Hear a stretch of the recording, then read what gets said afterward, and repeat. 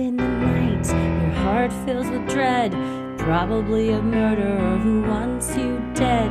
It could be a ghost, a demon, or worse. Perhaps you're the victim of a witch's curse. It's hopeless, you're doomed. You'd call a priest if you could. You'd rather just listen to who? Sinisterhood.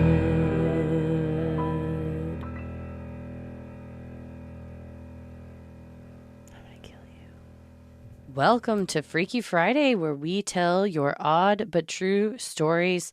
I'm Heather, and I'm here with our story sommelier, Christy, who has curated a list.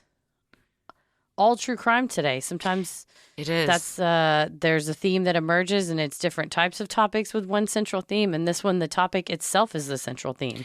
It is. I was going through pulling them, and I decided I think it just makes more sense to have it all be this tone instead of trying to mix in some fun stuff with some, quite honestly, some very heinous stories. So Buckle up.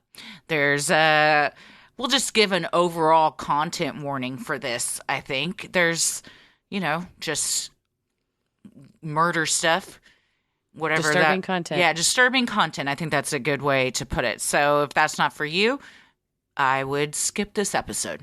There you go. So, as always, thanks to everybody that has sent in their experiences and their stories. It's always fascinating to me to hear stories from people that crossed paths with, like, a serial killer, like in our first one here. Mm-hmm. And I don't know. Those stick with me. Because we know so much now. So it's that weird thing of you know so much about someone, but only afterwards. And then when you go, it's like going back in time kind of, and you get these stories of, oh, that's exactly what they were doing at that time. Just no one knew yet. And so those always really creep me out.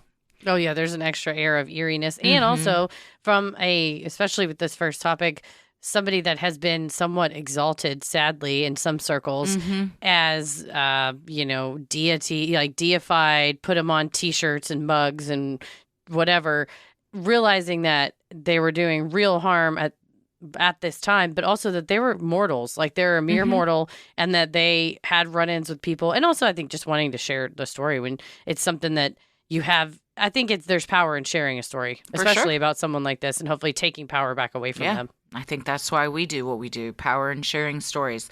Well, I'm Christy. I'm Heather. And let's get freaky. This first one, like we said, is all about those brushes with serial killers.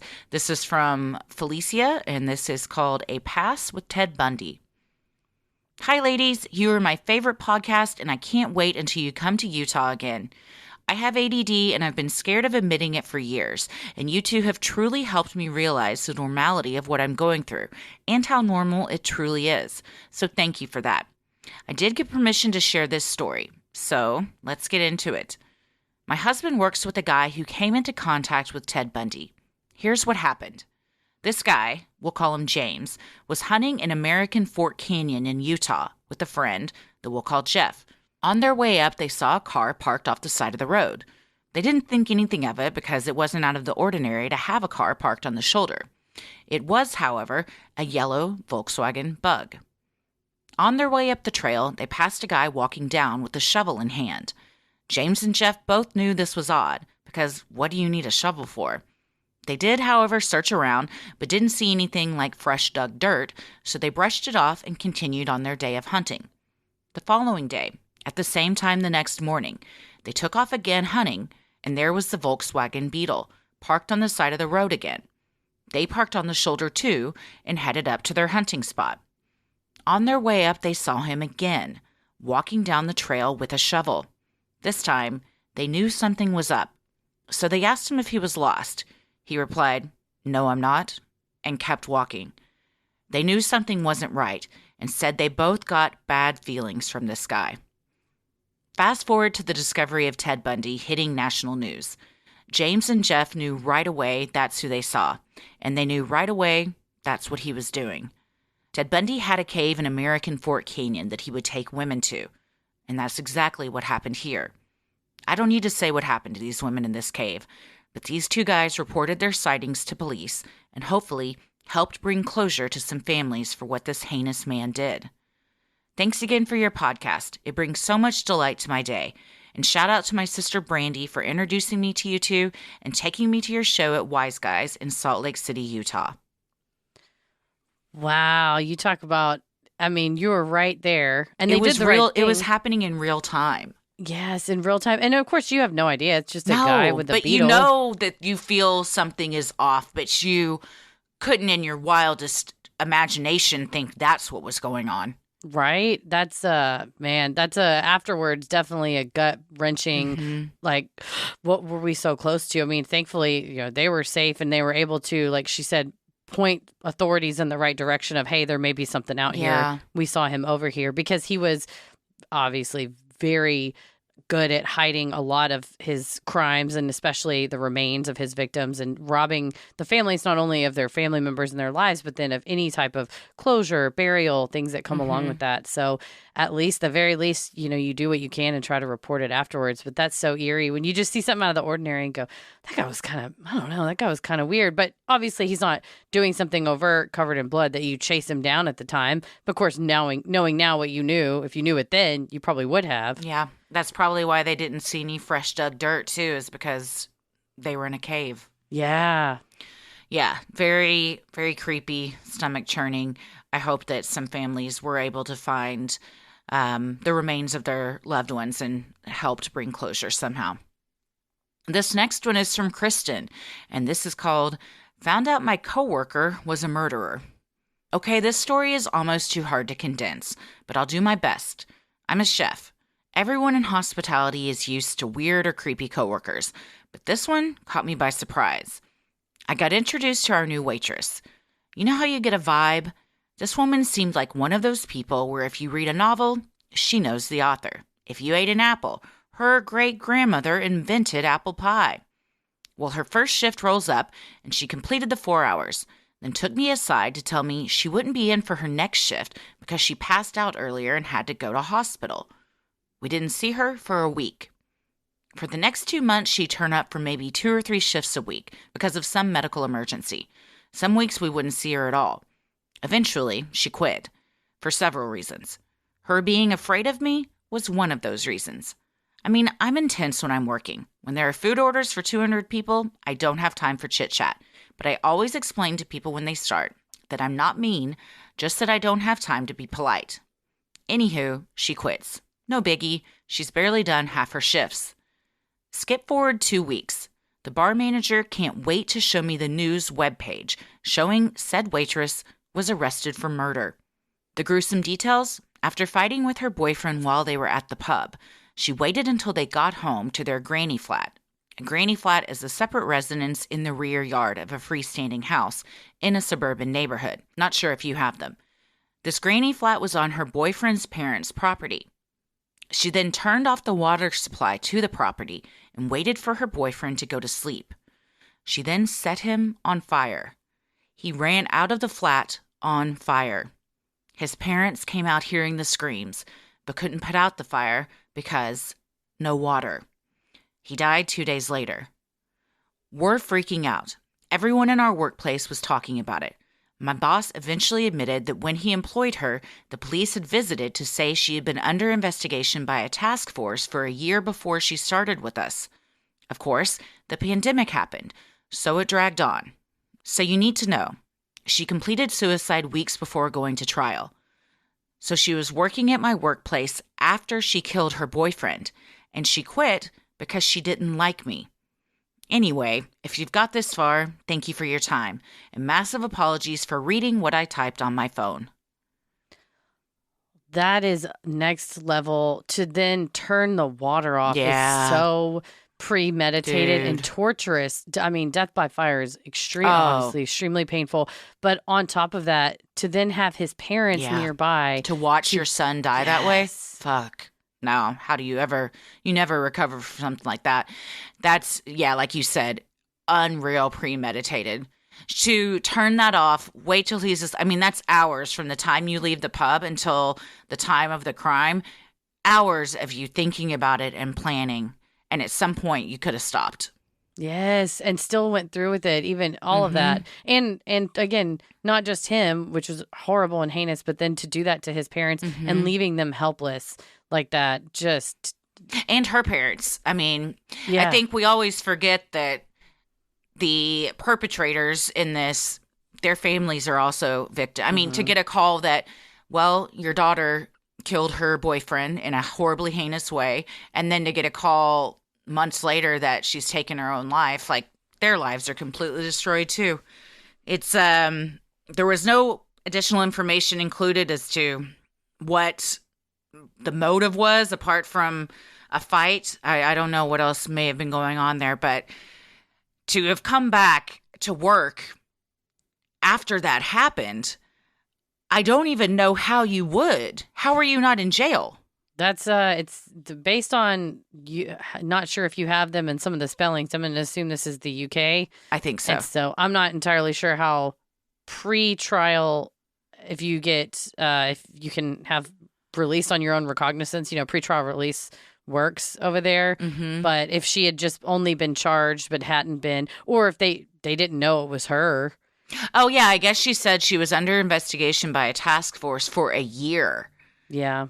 Before she even started that job. So a year, she's out Free? walking the streets free.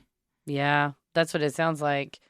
Gosh. That's very disturbing, especially like the working side by side with somebody like that, knowing the capacity that they have for doing evil. That is definitely will shake you to your core. And when someone like that quits because they don't like you, that seems like us. I would be like, I'm sorry, what? I was the reason they quit. But I don't think you are. She probably, anyone that is capable of this is obviously not mentally stable. So maybe she saw something in you that kind of spooked her. Like you know what I mean? Like, well, yeah, like if Kristen's not taking her bullshit, and is suspicious of her or anything like that, it wouldn't be no wonder. Also, yeah, that's just life in the kitchen. Don't bother the chef is what I learned in every kitchen I worked at. They're busy. If they need you, they will say something to you, but like, don't go talk to the chef. They're That's how I live my life. I'm not a chef, but No. same guidelines. Don't talk to Christy. Just don't talk to her. She's busy. Don't just leave her alone. Well, for yes. real. Thank you, so Kristen. it may just be. It is just good kitchen etiquette, just like not talking to the chef, but maybe this person had a sense of entitlement. It sounds like a sense of, you should talk to me, and just felt like she was under suspicion from you, in which case, good, please leave our kitchen. We don't want you here. Well, this next one is from Anonymous, and they write in with the subject line, "Murder in a Small Town." I grew up in a very small town where everybody knew everybody. I went to school with a guy from elementary school through high school. I wouldn't say we were good friends, but very friendly acquaintances. We rode the same bus all growing up and attended the same parties. In other words, we hung out in group settings. He was so nice and funny and pretty popular, an all-American type. Fast forward 15 years. I haven't seen him since he graduated, but I heard he was the same person he was in high school. In April of 2020, his 3-year-old daughter was found walking down the side of a road and was picked up by a passing car. The police were called, and they went on to the residence. When they looked in the windows of the home, they saw another baby crawling around the house covered in blood, and they entered the home. This guy and his wife had both been fatally shot, and a gun was found nearby. Their 3 kids were physically unharmed, but had been in the home when it all went down. There was a lot of coverage in the local papers when it first happened, but then everything went silent. The assumption around town is that it was a murder-suicide, but as far as I can find, their manner of death has never changed from under investigation. We are all shocked and confused. As a true crime enthusiast, it is hard for me to not have answers about what happened, but in a town like that, I don't expect any. Everyone knew him and generally liked him and his family. So I think it's just going to be something that no one talks about. And Anon sent a link to what happened. This is a very, this reminds me of Dexter, and I hope that for these children, none of them turn out like Dexter. But is that how is like his origin story? his origin story is, yeah, his mother was killed in front of him, and he was found in a pool of her blood by authorities. And Oh, wow. I think he was around 2 or 3 when it happened.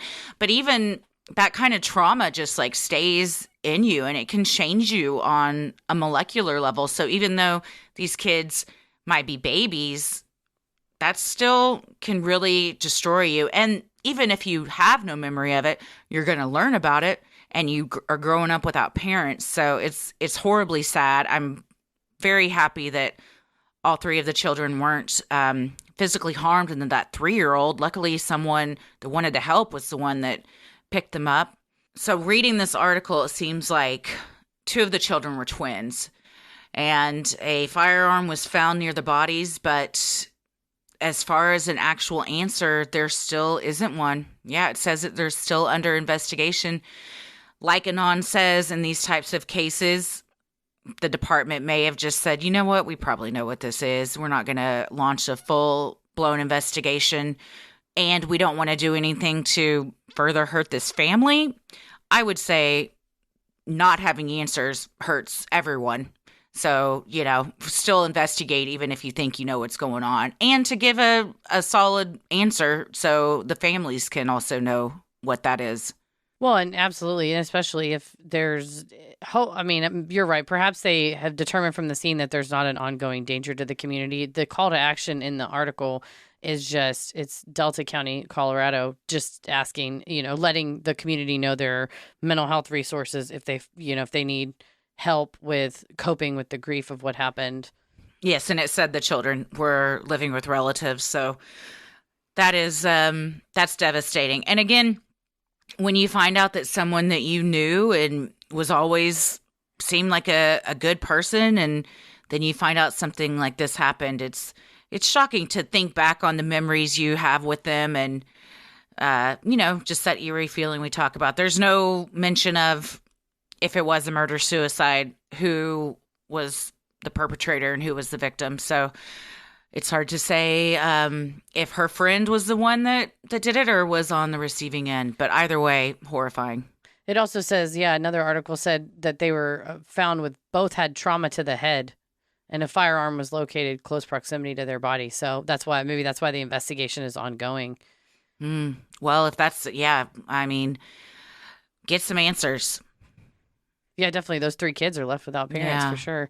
Hopefully, if somebody knows something, they will send it in. Mm-hmm. Well, this next one is from Michelle, and the subject line is "Trust no one, like ever. Seriously, you just never know who you're dealing with." Hey, ladies. Love y'all and always look forward to Freaky Fridays. They always make me think of an old restaurant I used to work at that we believe is lightly haunted. I always think about the time a fake cucumber yeeted itself out of a bowl that had been sitting in for years, or the time something decided to play ultimate frisbee across the restaurant with an iced tea pitcher lid. These are the only experiences I had there personally, but others have seen shadows passing through the cameras and heard banging on the door when no one is there. The restaurant has been alive for at least 60 years, and a previous owner, Charlie, passed from cancer in 2007. So we all just kind of think it's Charlie romping around causing the occasional mild ruckus. Hi, Charlie. Please stop throwing cucumbers at me. Thanks. But when thinking about these paranormal experiences, it reminded me that nothing is scarier than the living monsters that walk among us. As the longest-standing restaurant in the city and a popular hole-in-the-wall type diner, we had many regulars, and many of them were older adults. For about a year, we had the sweetest couple join us almost every morning. William, a 60-ish-year-old saucy, flamboyant man, and his mother, sweet Marion. They would come for 2 bowls of cream of wheat with blueberries and 2 coffees, Marion's always with a straw. Now, William was funny and charismatic, and we all enjoyed his wit and somewhat aggressive charm. There's a lot of sweet with his sauce, but every once in a while we would catch a glimpse of a nasty attitude, but we all just tacked it down to a bad day. Marion didn't say much, but when she did speak, it always seemed profound. She was encouraging, kind, and always had a smile on her face. We adored her. One day, I walked into work to some hot gossip at the coffee pot. My friend asked if I had heard the news about Will and Marion. Honestly, as Marion was quite a bit older, I thought maybe she had passed. I was not ready for the story that followed. After a year of Will and Mom coming in, we learned that Marion was not William's mother at all. They had met 2 years prior at a McDonald's, where, shortly after, he became her caretaker. All over the local news was the story of a man who pushed a 93-year-old woman out of the house of the woman he was caring for. Margaret Wood, Marion's best friend, was caught on neighborhood surveillance being forcefully thrown out of Marion's home by William. Later, there is footage of him washing up the blood from the incident. So cringe. Margaret made it home and to the hospital, but succumbed to her injuries 11 weeks later. She had a fractured skull, broken nose, and hemorrhaging. Margaret's passing turned this abuse case into a murder case. Marion, bless her sweet soul, passed away 2 months after the altercation. She passed away before William's trial, but she recorded her testimony in hospice prior to her passing. She passed away very shortly after recording her testimony. All of this broke our hearts, but especially because we believed she used the last bit of energy she had to record that testimony for her best friend before finding her peace and passing on. The asshole, gratefully, was sentenced to 25 to life, but I hope he rots in there for what he did to Marion and Margaret. On top of the physical abuse, there was money laundering, embezzlement, and plenty of other nasty behaviors, but it's minimal in comparison to essentially taking 2 lives. This happened back in around 2016, but I still think of them every now and then. Bless your kind, sweet soul, Marion. She, Margaret, and their family and friends did not deserve what this monster did. So that's my in a nutshell version of why you can't trust anyone ever. You can talk to someone every day for years and not know what's going on behind their closed doors. Trust no one. Stay safe, and don't talk to anyone at McDonald's. Here are a couple links to news articles about the case. Well, this is devastatingly sad, but sadly parallels a lot of cases I saw at Legal Aid. Mm-hmm. There was especially one where they found out in advance of any murder or death, but that a older, but not quite as old as the victim, man had become the caretaker of a woman and they were in the, they just come in for a bowl of cream of wheat, but something seems a little off phase with some friends being kind of concerned about what was going on because they just lived in these condos and police said, the neighbor said that, he's friendly to everybody. He's great. He picks up the newspaper. It's where it's hiding in plain sight, mm-hmm. right? Well, and you go above and beyond to be nice and cordial and because people won't suspect you, but what you're really doing is scamming these older adults and collecting, I don't know, their Medicare checks or whatever, also abusing them. They're vulnerable. They can't defend themselves. To throw a 93-year-old woman out of a house, what the fuck? Unforgivable. Absolutely. Can you imagine? Imagine being thrown out of the house at the age we are now. 93? I mean, I'm surprised, honestly, that she was able to live 11 weeks. Yeah, that's a testament to the human body to be able mm-hmm. to try to hold on as much as you can. And yeah, somebody that has the audacity to do that and also with with no remorse, it seems. No. And to be in there taking money, embezzling the money from her. And essentially you see where they move in like a hermit crab and they're mm-hmm. like waiting for the older adult to die so they can, like you said, hide their body and maybe continue to collect pension checks, or even before that, have them change their will, have them gift items, things like that. Yeah. So it's very sad, but it doesn't take away the harm that they did, but at least he stopped from doing it to anyone else. Well, and bless Marion for literally on her deathbed, her last gift was, helping her friend. So it makes me think that Margaret was onto it and challenged him that night or something, and he got violent with her. But like the only thing out of this is he's off the streets. He was found guilty of second-degree murder in November of 2018. So at least he was convicted. He was only 68, though, which when you think about it, if he was doing that to her, if he hadn't got caught, on to the next one, to the next one. That's, a couple 15, 20 more years where you could go around and latch yourself on to these vulnerable people And who's who to trust say you. it didn't happen before?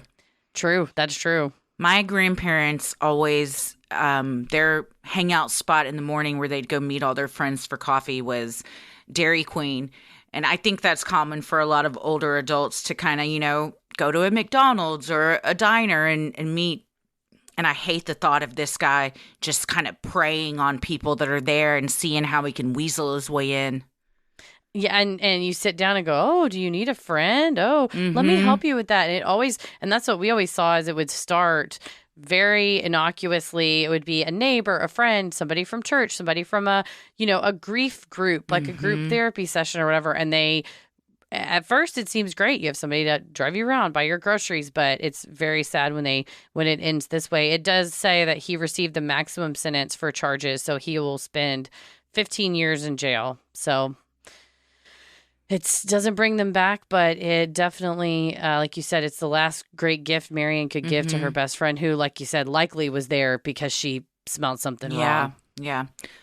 Well, thank you so much, Michelle, for sharing that story with us. The next one we have is from Alexandra. And the subject line is, my best friend took the virginity of a murderer whom I also briefly dated. Hi, Christy and Heather. I grew up in a small town called Salida, Colorado. Beautiful place, but man, some weird shit going on there. For a brief moment in high school, I sort of dated this guy named Daniel. He is in prison now, so I'm not worried about leaking his name. I just won't say his last name for the sake of his family. You know in high school how you were a thing with someone before you actually dated? Well, that's where we were. He seemed like a very nice guy, but he was just a little extra at times. He was a senior and I was a sophomore. One day, he interrupted my class and asked if he could see me in the hallway and brought me Starbucks and flowers at like 10 a.m. Mind you, we had only been a thing for like 3 days. It sounds sweet, and at the time it was, but just wait. A couple days later, without consulting me, I see Daniel Blank is in a relationship with Alexandra Cover on Facebook, but he never even asked me to be his girlfriend. I thought it was super weird. We had barely been talking for a week, and this guy was already giving me grade A clinger vibes. So I had to confront him about the Facebook status and tell him I didn't want to see him anymore. This guy flipped. He said he poured his heart out to me and I broke it and he was so hurt and blah, blah, blah. We literally hung out like twice and I don't even think we kissed. So after that, I stayed far, far away from him. I cannot stand clingy people, and his reaction was so over the top, I said, okay, what a weird dude, goodbye. Fast forward like a year and a half or 2 later. I want to say the summer of my junior year, but it could be senior. I don't remember. My best friend Paige and I are doing typical Salida high school kid stuff, which consists of working in the restaurant and then going out and drinking most nights. Well, Paige decides that she wants to start hanging out with this boy, Daniel. I was like, dang, remember a year or 2 ago when he went all crazy on me for not being his girlfriend after like 7 days? She was like, yeah, whatever. He can get us booze and I don't intend to do anything serious with him. I'm like, okay, cool, let's go. So we're hanging out with Daniel for like a month or so during this summer, and he and Paige are being all flirty, but it's a good time. Nothing weird between us. We were friendly, and it's fun. The title of my story tells you what happens next. Paige decides to start sleeping with him, and as far as I know, she is the only person who ever did so and ever will. We are all very nonchalant about it, and it's nothing serious. One night, Paige and I were working at our restaurant, the Boathouse Cantina. She comes up to me all frantically and is like, dude, Daniel's friend was murdered last night. We'll call him Bill because I don't remember his name. It's in the middle of this huge festival that happens in Salida every year called Fibark, and we're at one of our busiest nights. But she is like, I have to get a hold of him. I can't get a hold of him. That was his friend. Poor Daniel. I have to find him. We go out after work, probably drinking somewhere to talk about how crazy this is, but we can't find Daniel. No sign of Daniel for about a week after this. Then, one day, I was driving in my car and hear that he was arrested in Arizona for the murder of Bill. I'm like, what the hell? I call Paige, and sure enough, Daniel was the guy who murdered his friend Bill. It turns out Bill was also Daniel's boss, and he was notorious for being late on giving his employees their paychecks. Story is, Bill owed Daniel like $600, and Daniel just couldn't take it. So on Friday night during Fibark, Daniel got really drunk and decided he was going to go hide in Bill's house behind the front door and wait for him to get home. As Bill walked in his front door late that night, probably very drunk, Daniel proceeded to stab him in the back, from what I remember, over 20 times. Bill was found the next day mutilated in his home, over $600. We were literally hanging out with this guy nights before he decided to take Bill's life. Daniel's father was also our psychology teacher at Salida High School, and he was a great dude. Paige and I still talk about how good of a teacher he was to this day. My boyfriend also used to play basketball with Daniel years ago. Thank you for taking the time to read my story. Even if it doesn't make to the show, I hope you enjoyed it. So much love to you both, Alexandra. I think this is a good testimony to that gut feeling again. You knew from the beginning this guy had a lot of red flags. It's something ain't right. And in the long run, you were correct about feeling like you needed to part ways with this guy. I'm glad that nothing happened to Alexandra or her friend when they were hanging out with him that summer. It sucks that the person we're calling Bill lost their life over something as stupid as $600. It's something like that where it's so senseless. And also it is scary to know that this Daniel person has the capacity to do the ultimate you can never undo it, right? It's a permanent fix to a temporary problem of $600. If he was willing to do that to somebody he was very close with, it's a very scary thing to have been with him and think, well, what if he thought you slighted him? You should have paid me for beer. You should, you never know what that is going to be, that thing that sets them off. It's very disturbing. And it sounds like he is behind bars where he should be. Clearly he was, like she said, a grade A clinger. So you do something that he thinks, you go out with another guy or something. Who knows? It's especially sad for his dad, who was a psychology teacher. I'm sure you're in that field and you're like, how did I not see this? How could I not have helped my son? Am I the only person that gets very creeped out and uncomfortable by, I'm going to use quotes, romantic gestures like what he did? Even if it's like you're in a relationship for a while, if anyone in high school had done that, I would have just thought it was so cringe. But I'm also not a very romantic person, so maybe that's me. I think if you had already been dating and established dating, like I was thinking, my ADHD brain flips through a bunch of different, when you were just saying that, I was like, who did I know in high school that would have been like fine? And there were about 3 kind of it couples they were always together, and it was like well known that they were together, and they were like the popular kids. So I feel like if one of them had done something like that for the girl, or we also had where you had roses you could buy for Valentine's Day or raise money for I don't like mean for other council. People, I mean for myself. Oh yeah, I don't like romantic gestures. You don't want to be spotlighted, which is fine. Yeah, I think that's. I don't want to be. It's not spotlighted. Yeah, I just don't. I get really uncomfortable and weird if there's. I remember in high school that this guy that we did not date, but like we talked for like a hot minute, and we were on the phone one night, and he was like, "I want to sing you a song I wrote," and then he like played a song on his guitar, and I am burning with shame of secondhand embarrassment just thinking about it. Decades later now. So that kind of stuff, or like if in middle school you had, like a boyfriend, but not really. And on Valentine's Day, they would like bring you little things. I wanted to crawl under a desk and die. Like, I just don't like that kind of stuff. If it's somebody that I am in a consensual romantic relationship, I love it. Okay. I'm the opposite. I think, I mean, if Tommy brought me, when Tommy brings me flowers, that's different. He's my husband. But I just, If it as an adult in long-term relationships, it's one thing, but like dating people casually, that always made me feel very uncomfortable.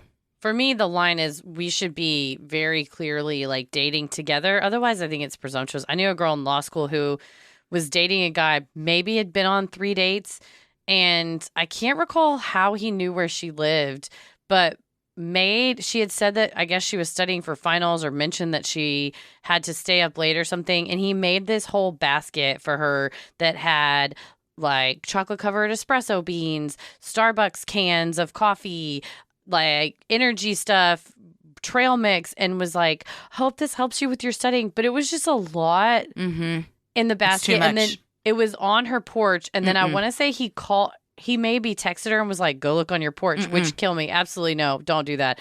So that was... After 3 dates? After just 3 days. Had he been over to her house? No, they hadn't slept together, hadn't been to her house. Oh, then that's especially weird because he had to look up where you lived. And I can't recall if maybe she had said, offhandedly, I live right there. I live in those apartments because she lived really close to campus. So it wouldn't have been super hard, but it would have been, you would have had to look. You had to go out of your way a bit. And he was not a colleague of ours. Like, he wasn't a classmate of ours. So they had met on a dating app or whatever. Did they go out again? No, hell no. She broke it off after that? Yes. She was like, thanks for the snacks, peace. She just said, I don't remember how exactly she did it. But one time I said, hey, whatever happened to that guy? And she said, well, I felt like it was a boundary of mine that it was like, don't come to my house unannounced. I felt really uncomfortable. And which is fair. We all have our boundaries. For sure. Yeah. So that's why if you're dating someone, they've already been to your house, they want to like send you something. But yeah, showing up. After 3 days of talking to someone in high school, if they had called me out of class to give me flowers and coffee, I would have resigned from school. Like, I could not have come back. I would have been so embarrassed that I would have had to like move districts. I just can't deal with that stuff.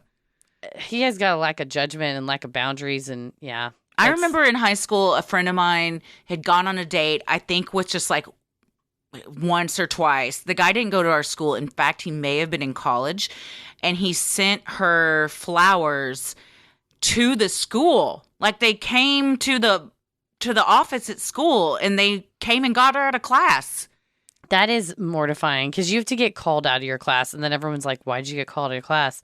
I remember our theater teacher getting really like upset because I think she got the flowers right before theater, which was the last period of the day. So she came in and our theater teacher was like, he is stalking you. This happened to me once. Like, and she was like so worried, and everyone else, because we're teenagers, are like, whatever, this is romantic and fun. I probably was like, kill me. I hate it. But I don't know if anything ever came of it, but it was interesting to look back on that now and think, oh, an adult realized like this isn't right. No, I think you're right. Especially a teacher with a female teacher with foresight, and it's happened to her before, and she has a concern and voicing that concern, I think that's not overstepping. A teacher just saying, maybe, do you feel uncomfortable about this? Do you, I think that's an important flag to raise as a fellow person who's on the receiving end of attention that maybe is unwanted or too intense, more intense than is invited. Too intense. That's a good way to put it. I don't like intense romantic attention. It makes me uncomfortable. I'm just not a romantic person, you guys. And that's okay. I'm fine with it. I don't make apologies about it. It's not my thing. Well, thank you, Alexandra, for sharing that with us. Next up is from Megan, and its subject line is Stalked by a Murderer. Hey there, I've been loving Freaky Friday and decided to share my own brush with true crime. I grew up in the south suburbs of Minneapolis, Minnesota. When I was in my early and mid-20s, so about 10 years ago, I had a group of friends that hung out frequently. We went to the bar, spent summers on the boat, and had house parties regularly. We had a core group of people and then a bunch of folks who just came around when they could. One of my friend's neighbors would occasionally come around. He was younger than us, just freshly 18 and awkward, but they'd known him a while and we wanted to help him feel included when we could. He was quiet, but soon, after he started coming by more regularly, he went from a little awkward to odd to scary. One night at a fire, we heard movement and noises around the yard. It sounded like someone was throwing things occasionally. We found out after the guys went searching and found this kid. He had been watching us, laying on the ground, hiding in bushes and behind trees, moving around and making noises on purpose. He'd apparently done this before. This was just the first time we'd caught him. The creepiest night, though. After a party, we'd all gone to bed and thought he'd left with everyone else. My friend, who I'll call Chris, and I were laying on the futon in the basement, talking in the dark, when all of a sudden this kid walked down the stairs. Without a word, he walked past us, sat down in a recliner across the room, facing us, and just sat and stared at us. Chris said something to him, but he didn't answer. I was on the outside of the futon. Chris was against the wall. He quietly told me to switch spots with him, so he was on the outside. We both tried to pretend to fall asleep and just wondered what was going on. There was enough light coming in that we could see that he was looking at us, and he sat there for hours. I eventually fell asleep out of exhaustion, and he was still there, but he was gone when I woke up a few hours later. We were all a bit freaked out and didn't really invite him around as much anymore, but were nice if he happened to stop by. We just all got the creeps after those few incidents. Not long after these incidents, in 2014, he was in the news. One night, he shot his father while he was asleep. From what I know, they had a strained relationship, and he apparently told investigators that he just snapped. I feel bad for the entire family and have sympathy for the difficult relationships he seemed to have with his parents, but after his behavior, it's scary to think about what might have happened. I've included a link to the original article, as well as one from 2020 when he tried to appeal his life sentence, for both of you to read if you're interested, but I thought it would be better to leave real names and exact locations out. Thanks so much for the hours of true crime and paranormal entertainment. I love the legal insight you're able to offer. I hope to be able to catch a live show sometime soon. Stay creepy, Megan. Well, I'm reading this article, and it appears that he shot his father in the head while his father was sleeping, and then called 911 to say his father had been killed. The detective showed up, looked around, and eventually said, okay, well, we're going to find out what happened here. You should just tell the truth. And he said, the truth is that it was me. And his parents were divorced. He had moved back in with his dad after getting into an argument with his mom.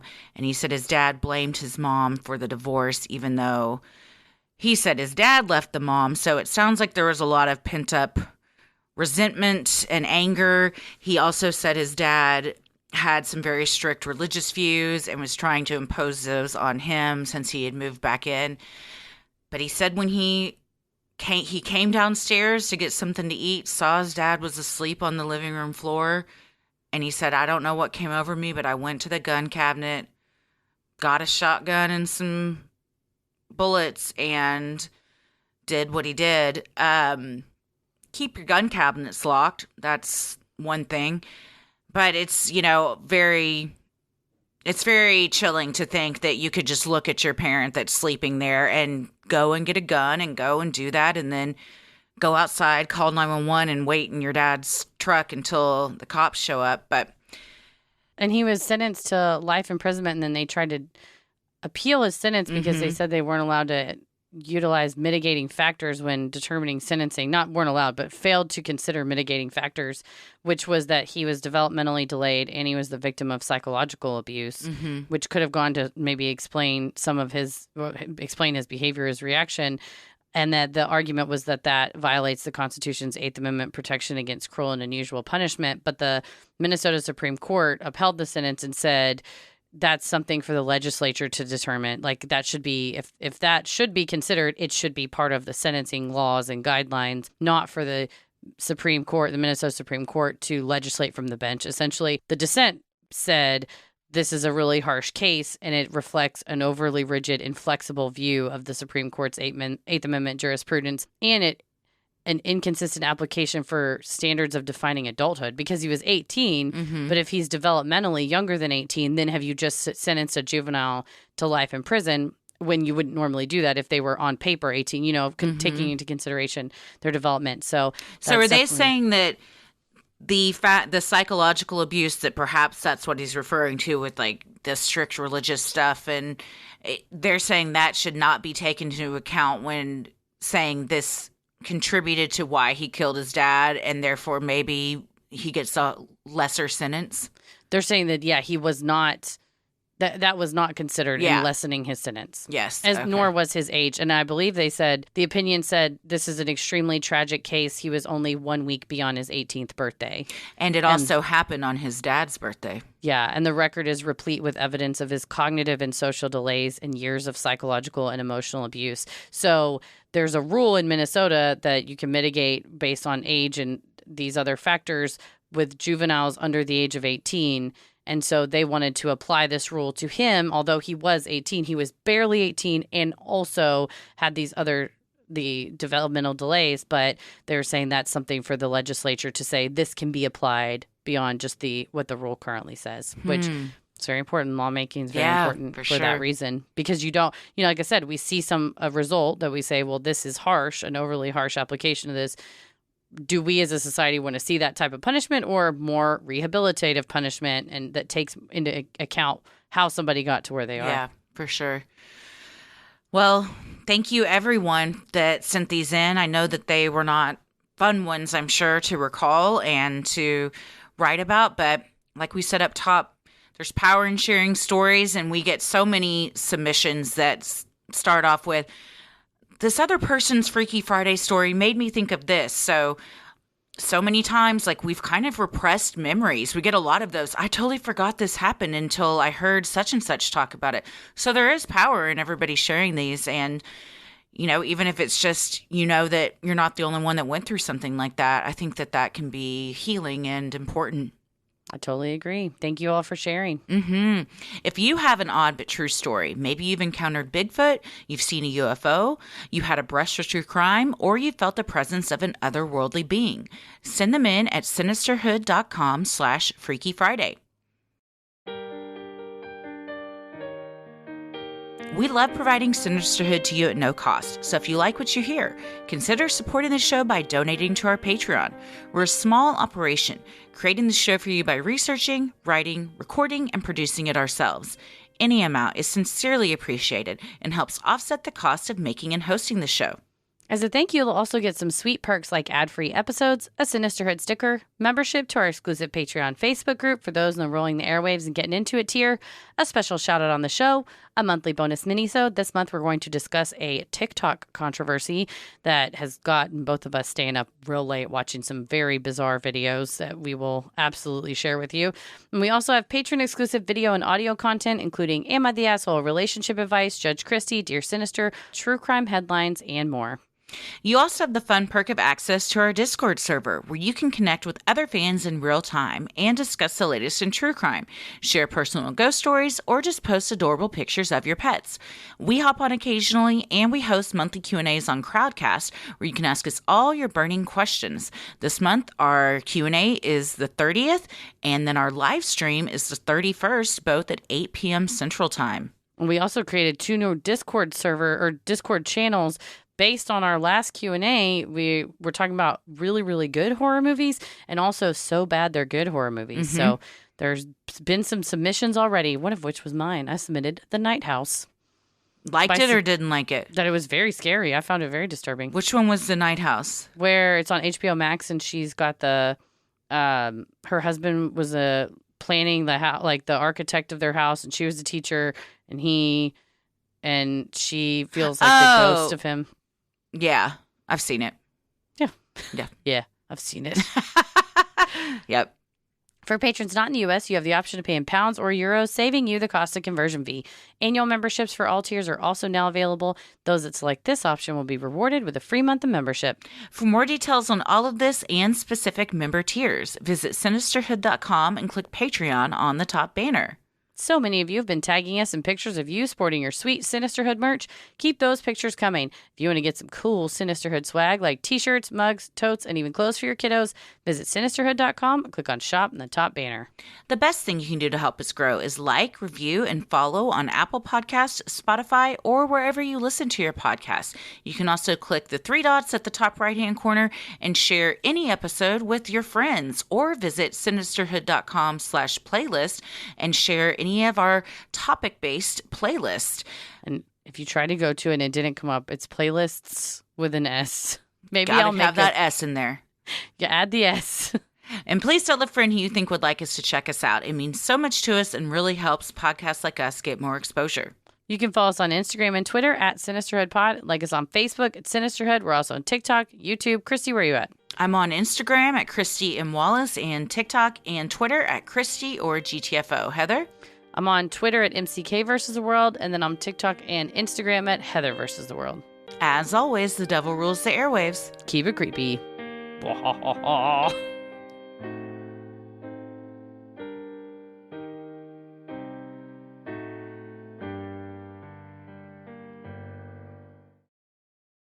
Sinisterhood.